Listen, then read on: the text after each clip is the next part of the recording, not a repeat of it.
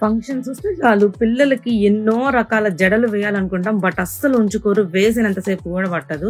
పీకేస్తా ఉంటారు. అందుకే నేను మీషో నుంచి 170 రూపీస్కి ఈ బ్యూటిఫుల్ హెయిర్ ఎక్స్టెన్షన్ అయితే తీసుకున్నాను. బ్యాక్ సైడ్ అయితే ఇలా ప్రెస్సింగ్ వస్తుంది అనమాట.